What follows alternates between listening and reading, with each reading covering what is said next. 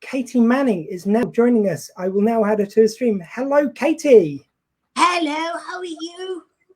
I'm not so bad, but this is the first show, so ask me another 23 hours and 42 cups of coffee later, I want to see how you are. Okay, so Katy, we're just going to quickly play my theme tune and then we'll get chatting, okay? You got it. Welcome to the show with your friend and mine. So tell me, Dr. Squee, who's it gonna be this time? We like to hear you talk, but we love to hear you listen. And if you are not subscribed, you won't know what you're missing. So welcome to the Dr. Squee Show. Welcome to the Dr. Squee Show. Welcome to the Dr. Squee Show. Headphones up. Here we go.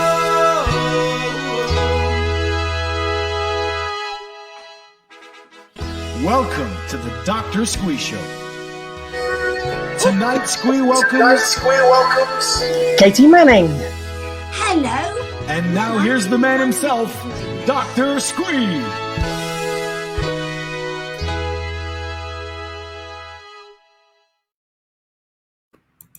Hello, Katy. How are you today? I'm really well, darling. And as I gather, this is just your very first part. As I say, I want to see what you're like after 42 cups of coffee and 24 hours. Yeah, there's a few people who are coming on later in the event who are taking great delight in the idea of seeing me as a little puddle on the floor. So I'd hate to disappoint them. Listen, I've done 24-hour things before now. And yes, the puddle on the floor is it. Yeah, We'll come Katy, mop you up and put you in a bucket, darling. Well, Katy, I know you do a lot of wonderful work for charity, so thank you for joining us for this and for giving some more of your time. I know you're tremendously generous with all your causes. Well, I mean, we have to do, there are a lot of things that, I'll just give you this quickly and then I promise you I won't play Eco Granny anymore. But, there are so many injustices and causes that we need to help and support in this world. And fortunately, there are people that are able and willing to do that. But what we keep dismissing is the most important thing in my mind, in terms of not lack of care for people and animals and everything. But if we don't have a planet, a functioning planet, for which we have been given this incredible gift, and we've spent a lot of our lives destroying it. I mean, my son was back in 1980 something, they're 42 now, made a video about pollution of the sea.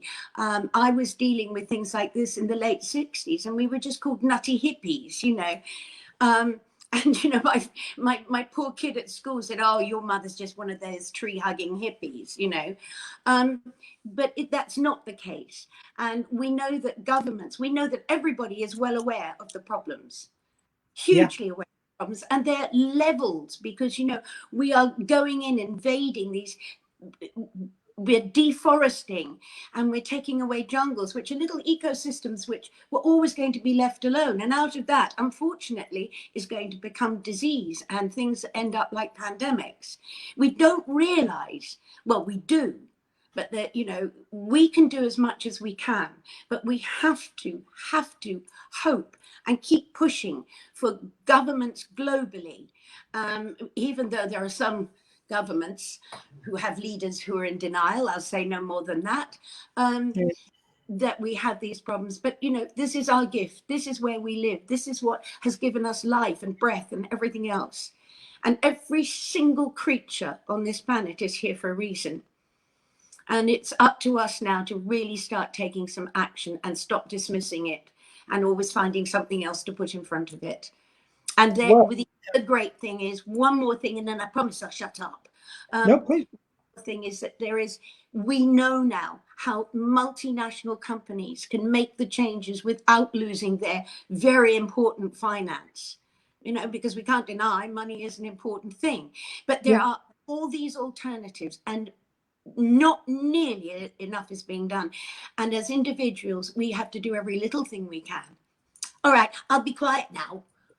No, I think it all links back actually perfectly to our theme of justgiving.com/Squeefest to donate to the NHS, because I think it's the same thing. I think it's over the years, like these things get defunded. We do more to kind of destroy our rainforest to make people sicker through this, and the NHS, which is there to pick it up, gets underfunded as well. So we cause the problem, and then we don't fund the solution. It's all like, you know, all these little skittles being knocked over all along the way.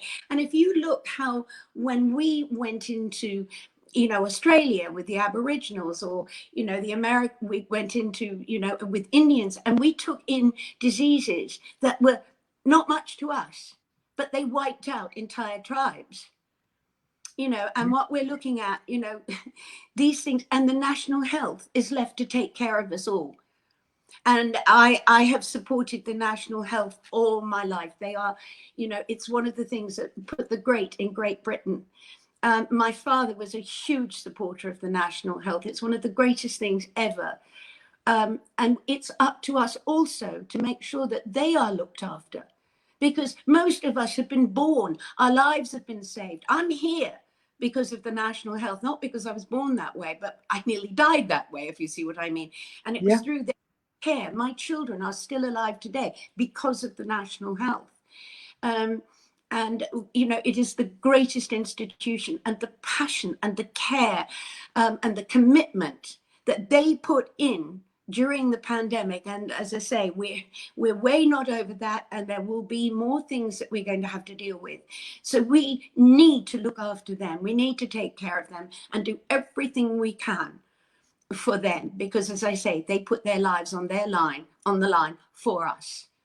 Bravo. Right. Something which actually I can get onto about you recently. You actually had a problem with your eye recently, and you turned to the NHS. I was worried for a while we might lose you because you had the eye patch and the mouth guard. You know, it's like we had little Katy left to see. I had no idea what was going on in the world, because, you know, I have one eye. I don't see very well anyway, so I could only wear a lens, which I'm only got one in this eye, you know, the other eye. In one eye, I couldn't even wear that for about 4 weeks, so I couldn't see anything, and I was in a dark room. But, you know, as I say, I had a very serious car accident which put me into hospital for nearly 2 years. I've had, you know, my face completely reconstructed on one side. They saved my life. I had embolisms. I had bits of metal pushing me. Absolutely amazing when I was 16. And then, you know, with this, right during all the, you know, just at the end of sort of when we were kind of getting out more, I got this very, very rare eye thing, which is called a carthamoeba. And it's these amoebas that get into your eye, and they are so rare, they're still kind of doing research on it. And it is one of the most excruciatingly painful things I've ever experienced. I think I'd rather break both my arms again. And so consequently, you know, they've eaten a little bit of my sight, but because I haven't ever had much sight, it doesn't bother me as much as it would somebody who, but do you know, they were on it straight away. They said, look, we don't want to believe it's this, but we think it is. They sent me off to a special place where they've only got one machine that can detect. They were just amazing. And they never left me waiting for 1 second. Yeah, you know, I can't, I mean, that was the Western Eye Hospital and Moorfields. I mean, they were just so lovely, and they could see that I was in such pain, and they put me in a little dark room, and they were just amazing. I applaud them every single day of my life. I don't just do it once a week. Yeah, and just a story from the floor. We've had Christopher Sleep right in. I'm here because the doctors never gave up on me, even though I was told I may never walk or talk. And I've actually had a friend just recently who has sadly lost his sight in one eye, but he's had such great care. And I just want to give a shout out to my friend Gaz. I know he's still recovering at the moment, still kind of dealing with the news. So I just want to send some love his way. And for me too. And just remember, you know, everything that seems so terrible at time, we come through. You know, and you were all doing so well, and just, you know, keep being positive. I was told I'd never walk again. Hello, I've been climbing mountains in high heels, gale forces. You know, it's your determination, and as I say, all the love and the care that you're getting from National Health. And I wish you all huge, pink, fluffy clouds bursting with healing hugs. Oh, you're wonderful, Katy. I'm going to get teared up already. We're only like 20 minutes in. I was thinking those bits, and I'm thinking, yeah, I want to hug you all and make you feel better. But let's get on to you. So you mentioned Australia there. I didn't realize you are half Australian. I'm not. Oh, on your website it says you're Australian. No, it doesn't say I'm half Australian. Oh, sorry, I may have been sorry, not your website. It must have been mislead. It had on when I looked you up. I have an Australian passport. I lived there for many years. Maybe that's my children were so ill that after a while it was deemed that maybe a warmer climate might help. Well, I figured, I was asked to go if I wanted to go to America to stay with the girls. I said no. I knew one person in Australia. I packed 2 suitcases. I took 2 sick children. It took a long time for them to recover, and operations and all sorts of things. Australia was very kind to me, and I had to work as a single mother. So I got a career and friends. And in fact, my children are over there right now. My twins are both there. My granddaughter's there. But also I have American as well. You see, I'm a little bit of everything going on. I think it's the dual citizenship I saw online. I think we all come from the world. I can't be doing all this country bit. Oh, I come from, here's my flag. This is our planet. This is our home, and we all belong on it. We should jolly well get on together. I'm fed up with all these barriers and differences. You know, we can all have different thoughts, but surely we don't. I keep wanting to call you Dr. Squee, and it doesn't feel right. Squee. Please call me Squee. Yeah, Squee. You know, that I don't understand why we can't have our own different separate beliefs, but why do we have to force them? If you really believe something, you don't need anybody else to believe it with you. And, you know, so we can all be individuals, but we all need to realize we have one thing in common. We're all human beings, and we all rely on this planet just to breathe. Yeah, and it goes back to what you're saying about kind of action on climate change, action on our environment. Like, until we can actually come together as a world, like we will not get any forward momentum, really. Nope, because everybody always wants something else, don't they? It's like, you know, with the wonderful national health, we praise it, we laud it, but you'll always get certain people saying, oh, well, I went in there and I had to wait 25 minutes and I hurt my thumb. You know, I'm sorry, that sounded horrible, as if I was being very beastly, but, you know, we have to look at the bigger picture. It's not just about us individually. Yeah, definitely. You know, and so therefore I get very upset when people make complaints about the great national health in any institution, especially when, you know, something like this is concerned. There are going to be things that happen, but they're put under a microscope. The greatness of the national health really should have been with us before COVID. People started to say, oh, really, aren't they amazing? Well, they were amazing way before COVID, you know, and even more so during. Yeah, completely agree. Let's get back to you though, Katy. Move on. I don't want to. No, this is lovely. I could talk to you about the environment for an hour easy, but we're going to talk about you, madam. So your father was a writer and an OBE. He was. I'm sitting right next to his OBE now. It's about the only thing, because I get rid of everything when I move, and it's about just a few things I keep, and that's one of them, because sadly he died just a few months after he got it. He championed back in the sort of late 50s. My father was championing women in the workplace, wanting to have creches in factories so that women could go back to work if they had children.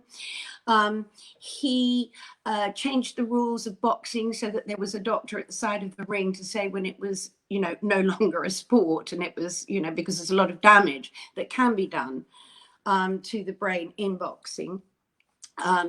He also championed the miners during their big problems and was carried down the streets of Wales by the Welsh miners. He was always, when he was chairman of the press club, he opened the doors to women journalists instead of all this closed door for men. He also was fought against apartheid in sport. And went to South Africa. He was a kind of a righter of wrongs, if you know what I mean. He always found a cause and went out and championed it one way or another. He also fought against the terraces at football after, you know, before the big collapse, he was saying these terraces have to be changed. And he also was talking about drugs in sports back in the 1960s and said this will happen.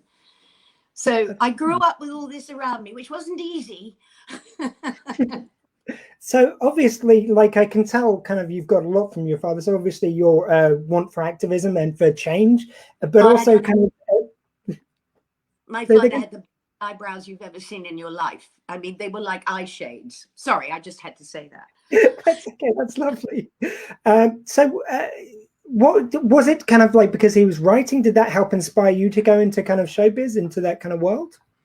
No, I don't know. Nobody, I don't know what inspired me. I don't think, you know, I didn't walk around as a young girl.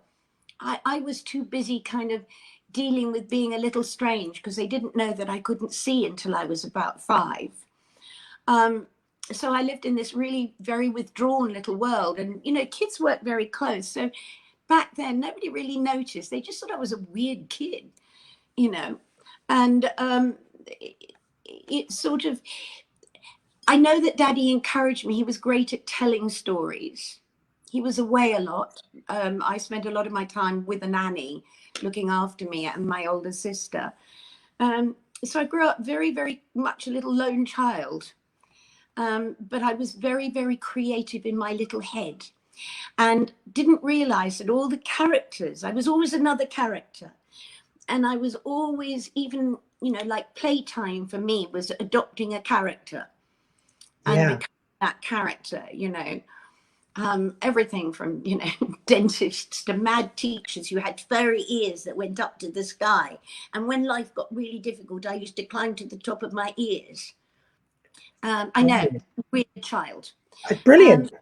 And I was somehow, because I couldn't see very well, I made up for it with voices, because what you can't, but because I could hear so clearly. So every voice I heard on the radio, I would be trying to do. I mean, my father said it was really spooky to have, you know, some of the voices, especially Popeye, you know, listening to this little tiny person with these great big thick glasses with this unbelievably deep voice doing Popeye. And so, you know, that was my friend. My friend were all the voices that I could create. And Daddy was very good at voices too, so we used to play voices together. Great. And so I didn't actually realize what I was doing with it all. I mean, I loved dancing because you didn't need to be able to see much. But then after my car accident, that was the end of my great relief to the ballet world, let me tell you, the end of my dancing career. Because I was probably one of the few ballerinas that used to, you know, be doing jetés across the room and voicing them. Commentating on some of my ballet certificates would be lovely. If only Katy has a lovely smile. She's a beautiful dancer, but she must learn not to talk while dancing. There was a kind of commentating on the action, and now Katy Manning going for the leap. And of course, Daddy, my grandfather, started Sports Report. It was his concept. And so I grew up hanging around the BBC radio studios as well, waiting for Daddy, quite often at 3 o'clock in the morning in my nightie in the back of the car. Sounds like a magical childhood. All around me. And then of course I went to school, and, you know, you possibly know, I went to a private tutorial school. I left proper school at like 11. And I went to private tutorial school, Miss Dixon, Miss Wolf, where I met somebody who had a very, very famous mother. So I was also then caught up in a very American movie world. Wow. We had sportsmen around me all my life, you know, cricket teams coming to our house and big, huge parties. I mean, most of my life, my parents loved partying. And so then it sort of was all around me. And it wasn't till years later that my friend Liza and her mama and, you know, they said, you know, Katy has this extraordinary talent. She has got to do something with it. But I didn't recognize it as, oh, yeah, I'm going to be an actress. Until I went to the States after my car accident to see my sister, who was a model with Eileen Ford. She's 5'11". I'm 5'1". Hello. Thanks, parents. Um, and I was offered a contract with MGM for 5 years, and they flew my parents out, and Daddy said, well, if you do it, you could do 5 years and do nothing, you know, rah, rah, rah.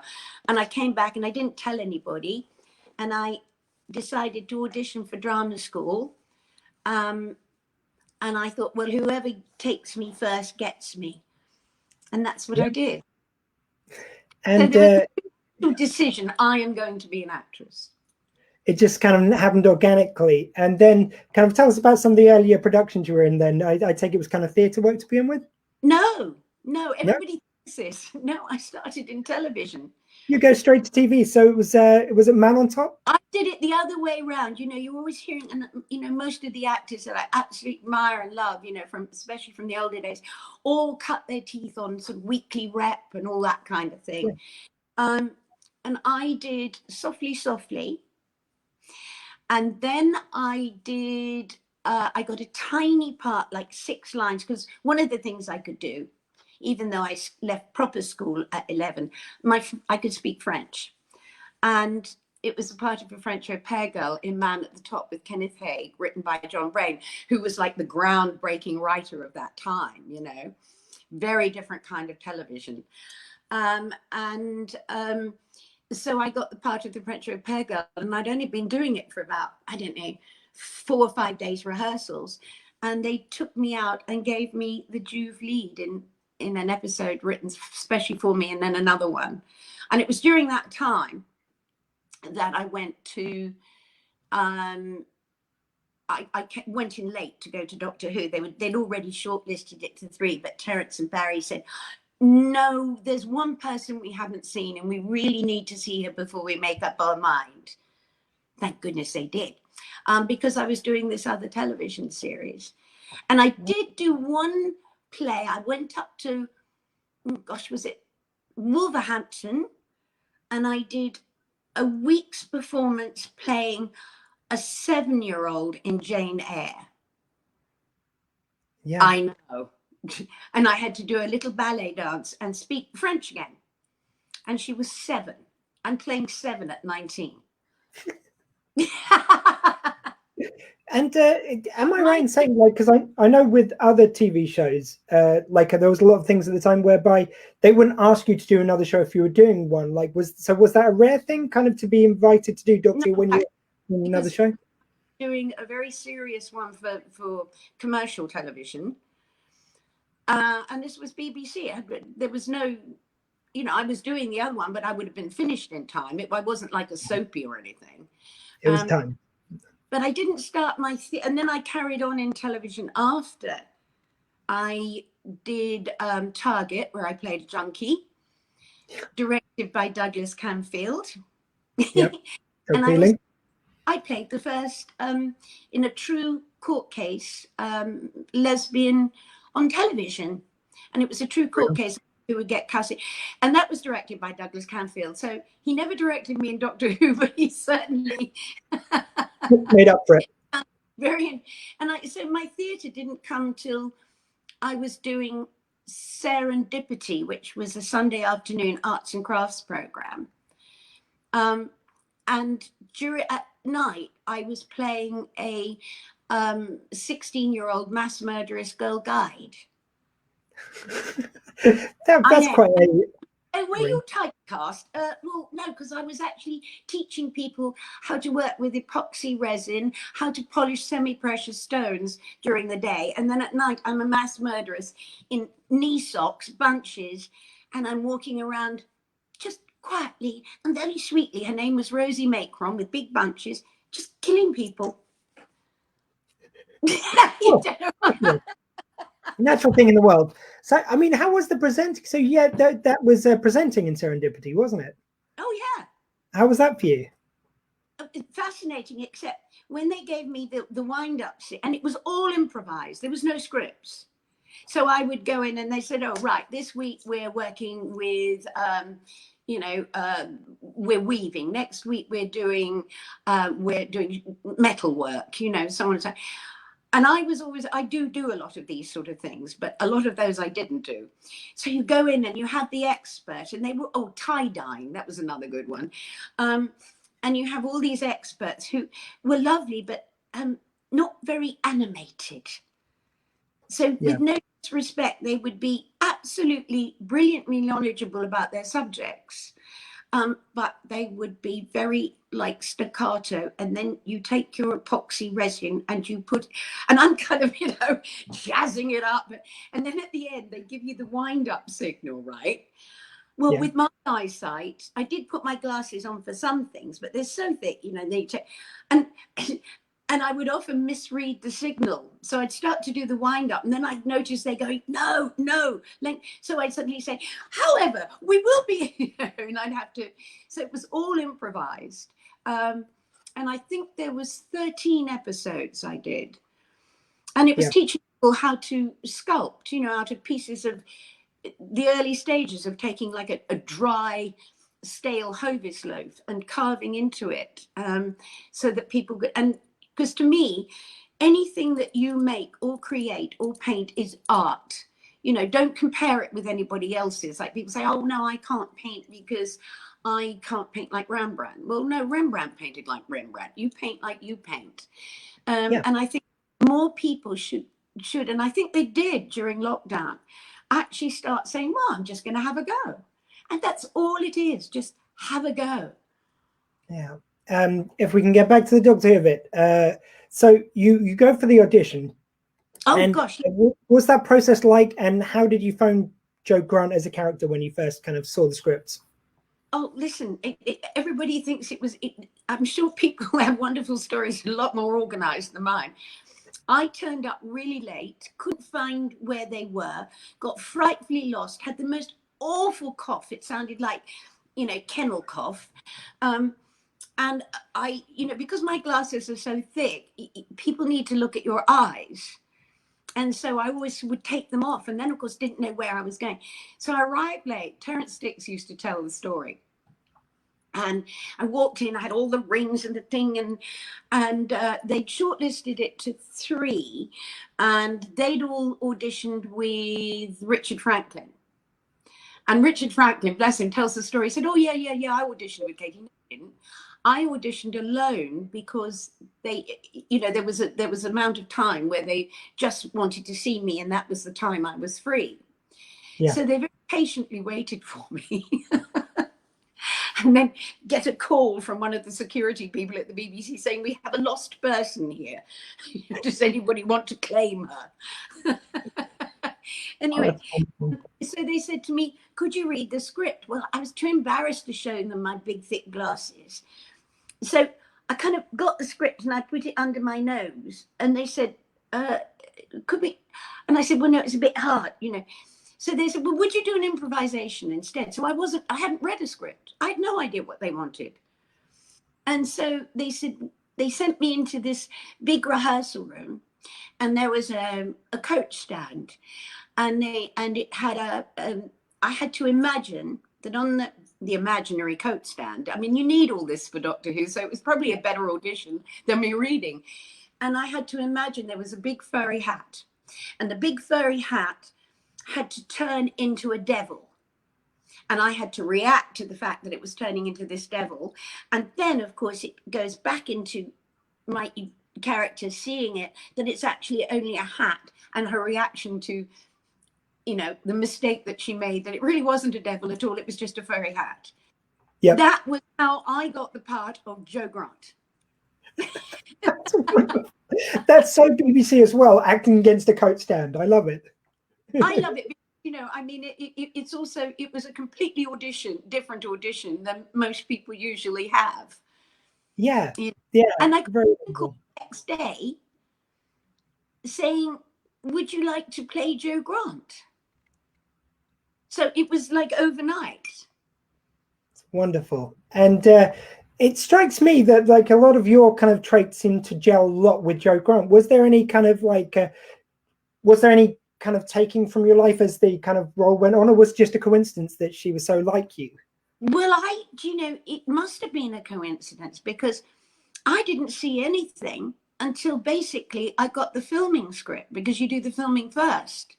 And this was going to be the first time that I met John, the first time that I met Roger, who, of course, and then all the changes that were being made as I came in, you know, so many changes being made, you know, proper uniforms for army and, you know, that sort of thing.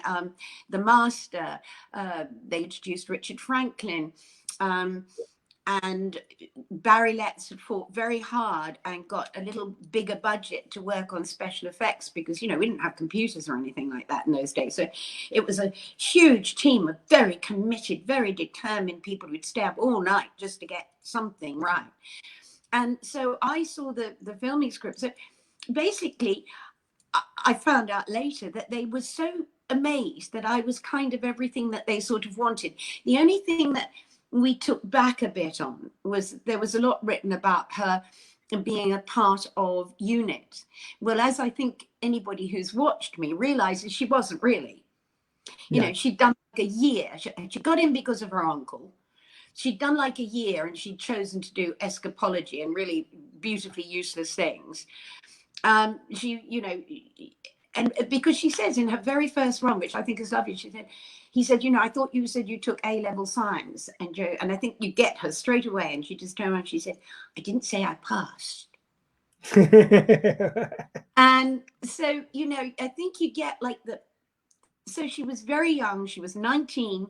And I think what they did was when they met me, they saw an awful lot of what they wanted out of this particular casting for the particular reasons they chose. You know, they didn't want at that time, and nor did John Pertwee, to have somebody who was, you know, they'd had a lovely time because obviously Caroline was brilliant, but they wanted to see what it would be like if they just had an ordinary, regular girl of the moment who was gutsy, which she was. I mean, I don't think anybody up to that point had offered their life for the doctors, but Jo did. Yeah. You know, and she was feisty, she was brave, she was clumsy, she was funny, she was so disobedient. She had a lot of, and you watched her grow up right through the time that, you know, I was there. It was a wonderful character play. And with all the rings that I had, they decided they wanted me to keep those as part of the character. Nice. So they brought in things like that. But I also had to change my voice because my voice was a little bit, John used to call me the little lorry driver because I had quite a deep voice. So I lifted it because it wasn't fashionable then really to have a very deep voice unless you were, you know, so marvelous sort of, you know, vanilla feeling. In which case, but I don't think that would work for Jo. No. And I'm very grateful, and it was an incredible team. And I say this because so many people talk about the past and so on and so forth for women in this business. There wasn't one moment where I was ever treated in any other way but as an equal, right through. Yeah, I think that's really important. Everybody let me go everywhere. I was involved in all the conversations, all the decisions, John and I, if we felt something wasn't quite right, and Terence loved it when we found something in the script that we thought wasn't quite right, that we'd all have this big, massive meeting. I was always part of that. And John said, well, Katy and I thought we could maybe make this happen. Instead of her doing that, we could escape this way as opposed to that way. And I said, yeah, just give me a teaspoon. I'll be out of here. I think that's a reference to one of the episodes where I decided I could dig my way out of prison with a spoon. But you know, so I do feel very grateful for that. And it was incredible team of actors, and we socialized together, you know, and I went on holiday with John and his wife, me and my boyfriend, you know. It was a very, very strong group, because you only do that if you really get on well. Yes, if you yeah, see definitely. I think you've hit upon something which is very baked into Doctor Who. It's the fact that straight away, like just by the dint of how it's set up, is you have got a strong female character because the Doctor has a companion, and it's usually a woman, or at least a woman is in the mix, and it always had that kind of hard baked into it. And now, of course, the Doctor can be a woman as well, but like it just straight from the get go, strong women were a part of the makeup, I feel, of Doctor Who. Well, when everybody was saying about this, we have to look at the fact that right through all the different companions, yes, we had Jamie, we've had male companions too, but there was always in every one, there was a woman, and they were strong women, or they wouldn't have been doing what they were doing. So, I do think that for, without getting too heavily into this, there have always been women very much tied up with Doctor Who since right through the beginning, and through the music and special effects and so on. There were and makeup, and because before special effects took over making masks and things like that, the makeups were done for the aliens by a team of BBC makeup artists who were all female.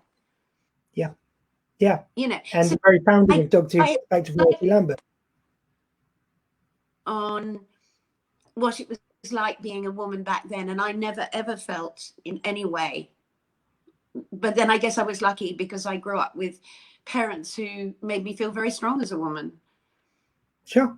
And something which I know you do get asked about a lot, but if you just talk a bit about that kind of team and working as part of an ensemble cast in Doctor Who, which wasn't always a given. Like a lot of times it was just two people and they would go to different places. So it was a different cast every week, whereas you had kind of a team in unit. Well, we had a team, but only partially, because don't forget, they weren't involved in everything. We weren't constantly, it was only for the first year. And there was all sorts of reasons for this, of the Doctor being trapped on this planet. And by bringing it, because, and Nick Courtney and John Levine, and then introducing Roger Delgado and so on and so forth, this was the team while he was trapped on Earth. But if you look at the time overall, there were a lot of times when we were away. Once he could travel, we took off and went to other planets, and Joe went, for the first time in the TARDIS and so on and so forth. Whilst we had that first season, we were all together, but it was very much with, the actual two in the TARDIS was me and John. Yeah. If you see what but it was lovely. And also, I think if you set things on Earth, it's just a thought, this. Anything I ever say is not a deep opinion, because opinions are, should always be movable. Yes. I think people need to keep very open, and especially as you get older, don't close up. Keep aware, keep open. But I think that by sometimes doing it on Earth, I mean, if you're on another planet, you sort of expect to maybe see something a little unrecognizable. Not necessarily like us. But if you just happen to be sitting in a police car, you don't expect suddenly one of the policemen to rip off his face and find you've got an Auton under there. Yeah. You know what I mean? I think it's quite scary if you think, you're walking through the shopping centre and suddenly 500 Daleks are walking towards you. It's a little less expected than if you're on another planet. So I do think that it does pay off to sometimes do things on Earth and introduce things that come down and are trying to take our planet or whatever, Yeah, one of the most iconic early images was the Daleks going across London Bridge, and that was just seemed so scary to bring the fear to Earth. I mean, in the terror of the Autons, oh gosh, if I'd been a child, I wouldn't have been behind the sofa, I'd have been under it. I mean, there was a plastic chair because PVC, please, I'm so sorry, universe, was around. And, watching Harry Taub being eaten by a black plastic blow-up chair, which were in a lot of people's houses. And those trolled things were like toys that you used to see in toy shops, only, slightly more pointed. And And then people used to, back then, if they were selling a product like washing powder, they would often come to the door with some little freebie, like a daffodil. So children in that time were actually being subjected to things that they suddenly got, you know, and policemen doing, no, you know, that was pretty scary stuff. Yeah. Because it was very real on our planet. Yeah, certainly. Just jumping ahead. 70s. And of course, you know, back then there wasn't, you know, they didn't have the same ruling about people dying on screen. Yeah. You know, people got shot. There's just a few things I do want to get to because, this hour's passing just too quickly. But I just wanted to get on to some of your theatre work. So you did appear in Run for Your Wife with Derek Nimmo, Bernard Cribbins, and Eric Sykes. What a cast. Amazing. I mean, my first theatre was actually 3 years in the West End in a play called Why Not Stay for Breakfast.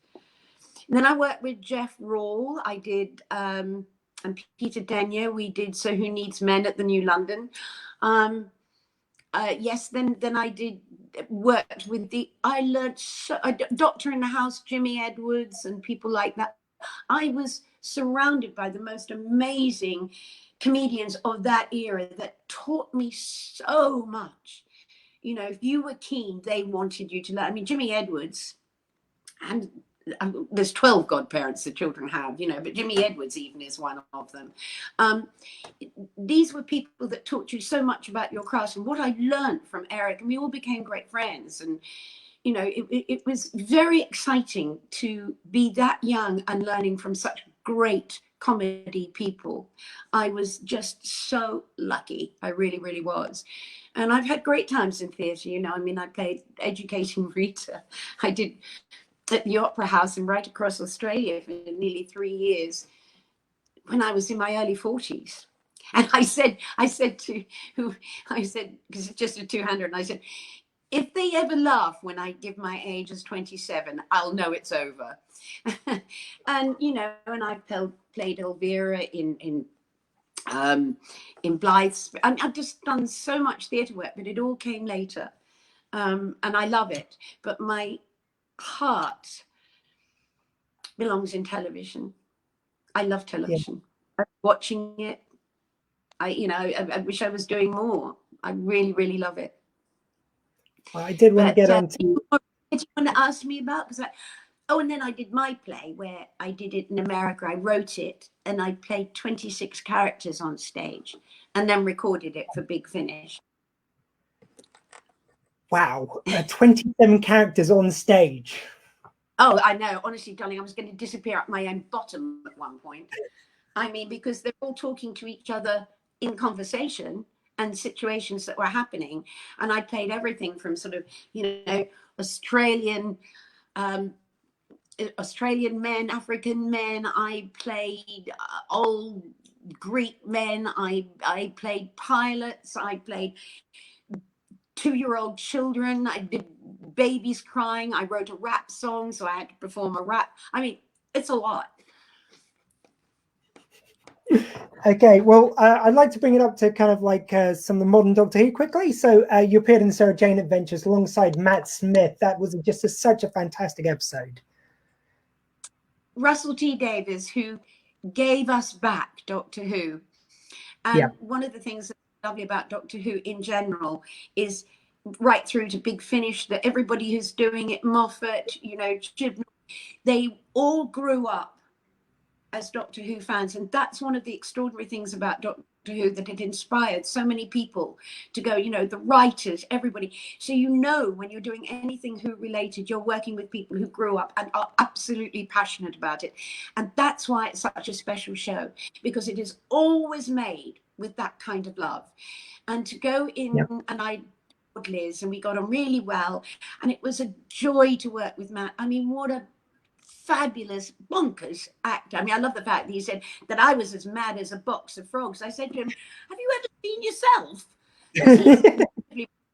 A beautiful young actor, a generous actor, was so kind, and so was Liz, and so was everybody, and you felt that love and the whole thing. Because I was very worried. I thought, who the hell's going to want to see a geriatric Joe?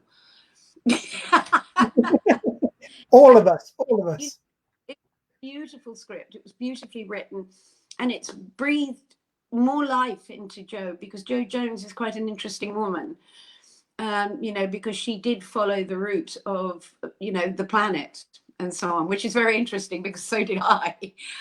Yeah. But that was absolutely wonderful. And there isn't every single Doctor Who, and I obviously started with William Hartnell. Every single Doctor Who has brought their own magic to it. And we all know it's one character.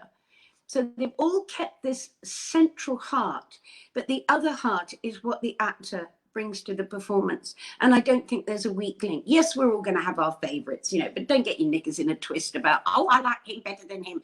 Enjoy what you enjoy. But they all have an incredible magic, and they're all wonderful actors. And Jodie is no exception. And I'm glad that they didn't just keep, you know, because every time they were changing, they would say, oh, we have to have a woman. It has to be this. You get the right person for the part. And she was exactly the right actress for the part. She is just magnificent. And I don't know much about the old Who, because I was in other countries and not seeing it as much in the 80s and 90s.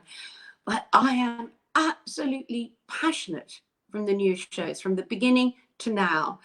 And yes, some are going to be better than others, you know, but I sit there and I just love it. I absolutely do. And there is one companion I don't like.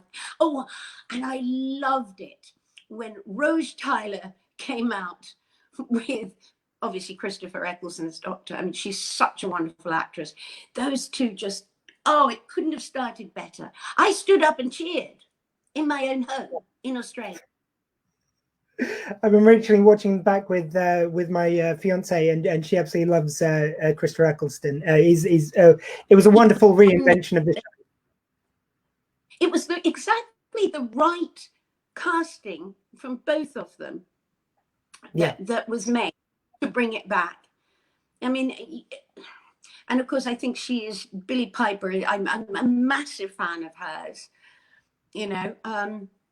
They're all brilliant. And the other lovely thing is when we do conventions,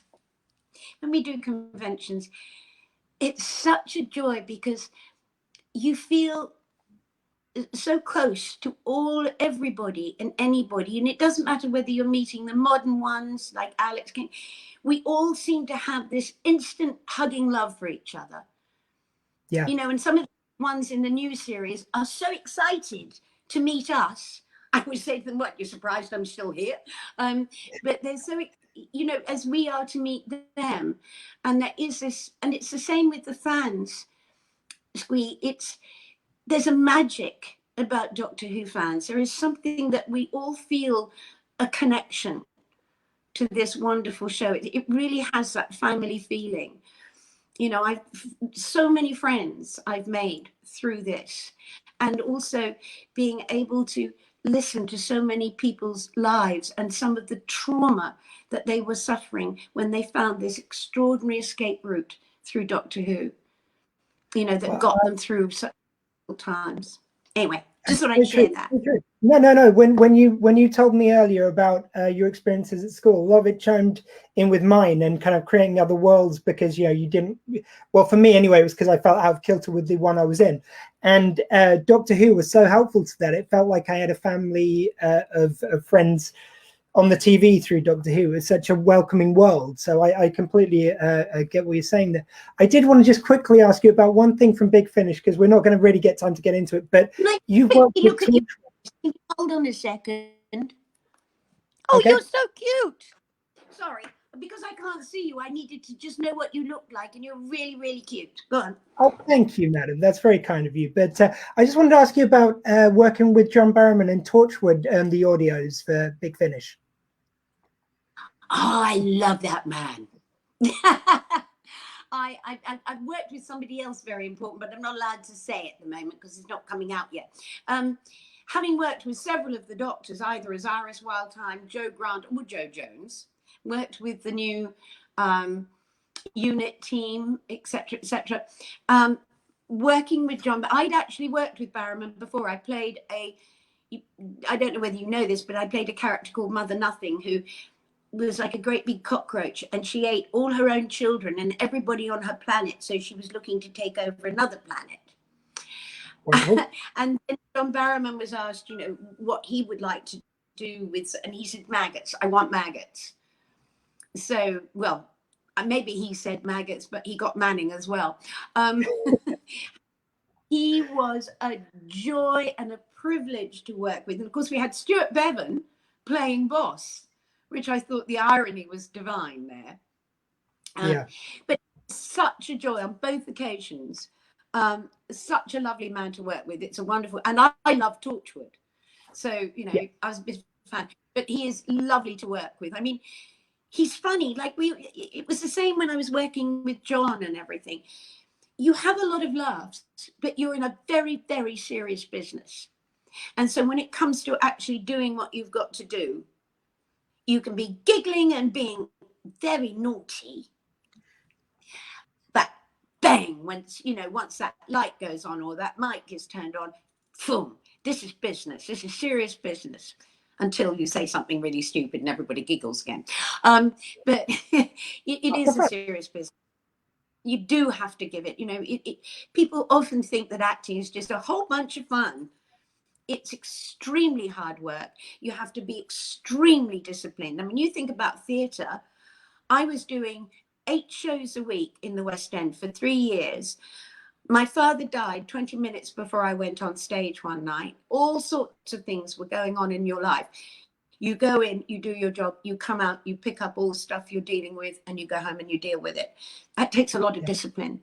And it's the same in the studio, you know, actors working with migraines and things like that. You've still got to be there. You've still got to do it. So doesn't mean you're not having fun well, but it is a very serious business. Just finally, I just want to ask you, I try to just get a little bit of advice just for a bit of fun to end the shows from my different guests.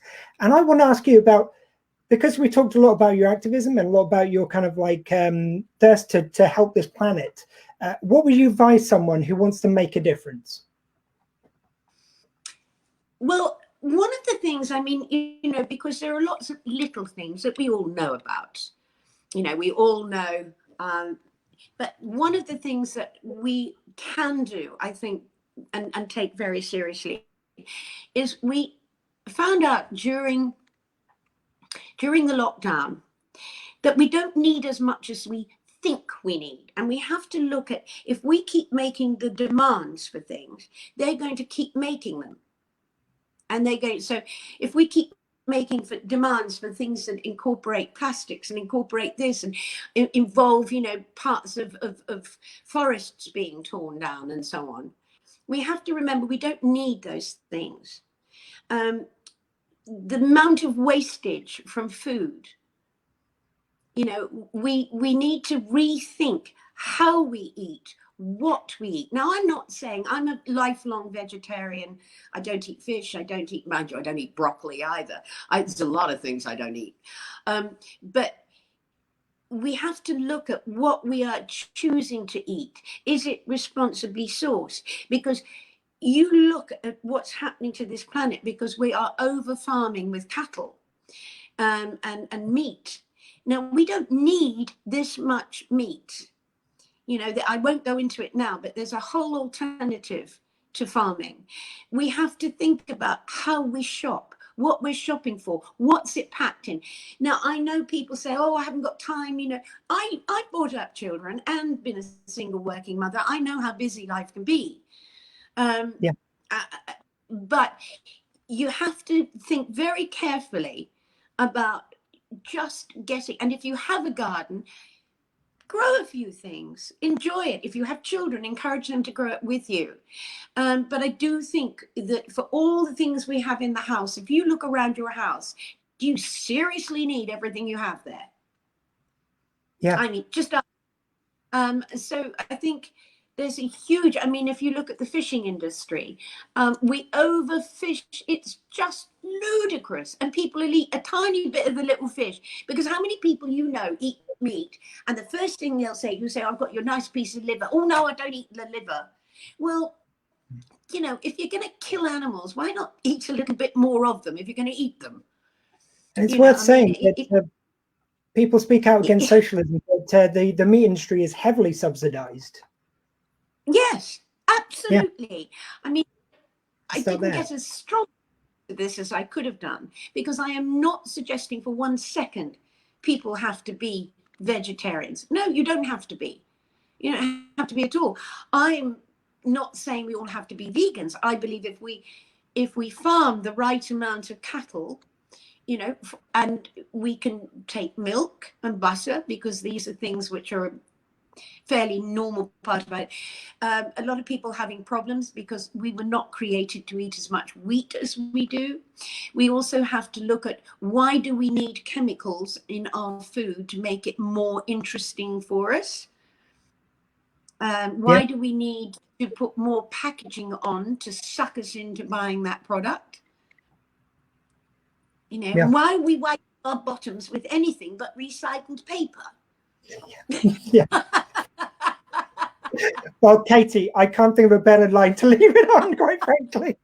I'm a bit... Oh God. I mean, I'm a bit... Oh yeah, oh, you are welcome back on anytime, Katy. We have not but scratched the surface on your wonderful career. I would just like to bring in some of the comments, just because we've had so many wonderful comments on the board. Matthew Peck, you're such an inspiration, Katy. So say we all. And there's been loads of comments just like that. There's a hello from Emma Huge, and loads of wonderful comments from our listeners. Sorry we didn't get to any of your questions, but it's just been so packed. But here's just a sample of some of the wonderful comments, Katy. Everyone's loved this hour. Thank you very much for joining us and supporting our wonderful people at the NHS. JustGiving.com/Squeefest. Sorry? I was just saying JustGiving.com/Squeefest. But Katy, thank you for joining us tonight. You are absolutely amazing. And I have such respect and praise for what you're doing. And any time that I can help you or anybody else who's listening, please ask. I mean, sometimes it takes me a while to get things, but I will always do everything I can. And with people like you around doing what you're doing, it makes me a very, very happy Katy. And I you know, thank you. Katy, I think I speak for everyone watching. We love you to bits. Thank you for doing everything you do, and keep on doing it. Goodbye, my darling. And it's lovely to meet you, Squee. Lovely, Katy. Take care. Bye. Bye. Bye.